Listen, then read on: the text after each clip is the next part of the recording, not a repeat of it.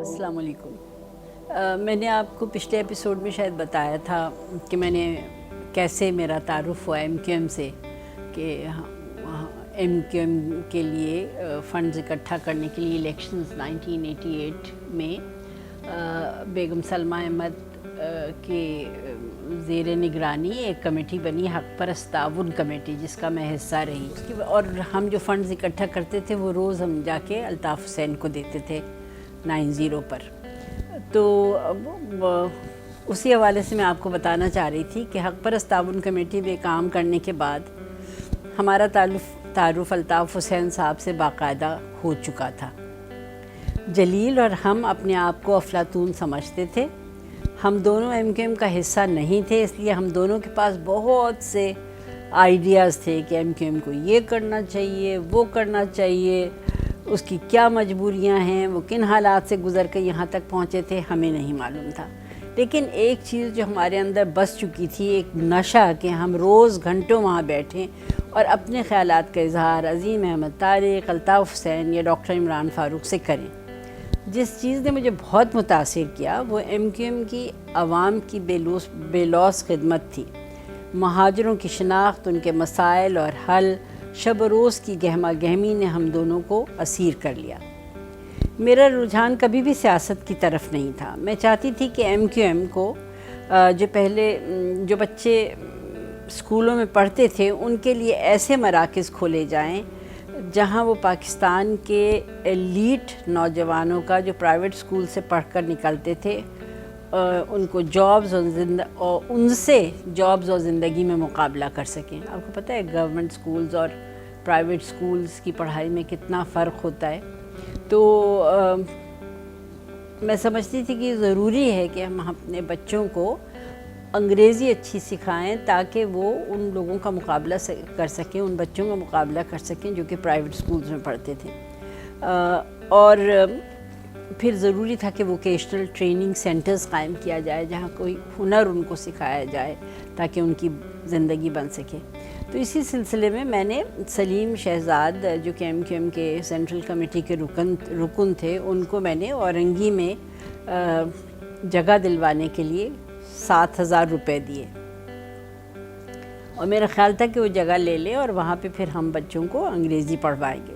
اسی طرح اورنگی میں زینت سنیما کے اوپر میں نے رقم دی کہ وہاں ڈیسک کرسیاں لگوا دیں۔ مجھ سے جن لوگوں نے وعدہ کیا تھا کہ وہ پڑھائیں گے وہ تو ساتھ چھوڑ گئے جب ان کو یہ اندازہ ہوا کہ یہ کام بغیر معاوضے کے کرنا ہوگا۔ ایم کیو ایم میں بہت ساری خواتین کام کر رہی تھیں جن کی 90 پر مختلف اوقات میں ڈیوٹیز تھیں۔ میں بھی ان میں سے ایک تھی۔ میرا کام تھا کہ میں چائے بنا دوں، صفائی کروا دوں، خواتین سے بیٹھ کر خوش گپیاں کروں، اور جیسے کوئی سینٹرل کمیٹی کا ممبر میٹنگ کے دوران سے اٹھ کر ڈرائنگ روم سے باہر آئے اس کو فوری طور پر اپنی رائے سے ریلیونٹ اور ارریلیونٹ میں نواز دوں۔ میں نے ایم کیو ایم کے لیے کبھی علاقے میں کام نہیں کیا، یونٹ سیکٹر شعبہ خواتین کی کبھی عہدیدار نہیں رہی۔ میں صرف 90 پر حاضری دیتی اور وہاں بھی میری کوئی اسائنڈ ڈیوٹی نہیں تھی۔ سینٹرل کمیٹی کے ممبرز نے مجھے بتایا کہ سب لوگ سمجھتے ہیں کہ میں کلب جانے کے بجائے 90 جا رہی ہوں۔ میرے ساتھ ڈیفنس سے جانے والی مسز اسلام نبی اور مسز مریم افضال منیف تھیں۔ میں نے خود اپنے لیے کام نکالنے شروع کیے، جیسے ایم کیو ایم کے لٹریچر کا اردو سے انگریزی میں ترجمہ، انگریزی میں الطاف حسین کے نام خطوط کا جواب، انگریزی میں سبھی کچھ جو میں کر سکتی تھی۔ ایک ہفتہ وار ایم کیو ایم کے حوالے سے میں نے پرچہ نکالنا شروع کیا۔ جو بھی ایکٹیویٹی ہو رہی ہو اس میں ذکر ہوتا تھا اس کا، الطاف حسین کی تقریر کا کوئی حصہ ڈال دیتی تھی، اخبار میں چھپے ہوئے مختلف جو بھی چیزیں چھپتی تھیں ایم کیو ایم کے حوالے سے، تجزیوں کے اقتصابات، کوئی ایسی رپورٹ جس سے ایم کیو ایم کے حوالے سے پتہ چلے، وہ میں نے ویکلی جو ہے وہ پیپر نکالنا شروع کیا ایم کیو ایم کے حوالے سے، اور یہ سب کام میں نے خود اپنے آپ کو دیے کیونکہ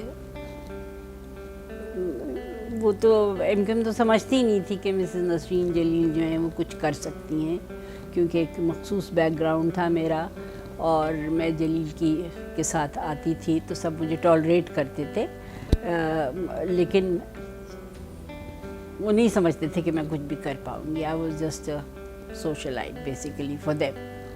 تو پھر آئندہ آپ کو بتائیں گے اس کے بارے میں، اور کہ پھر کیا ہوا، پھر کیسے میں یہاں تک پہنچی.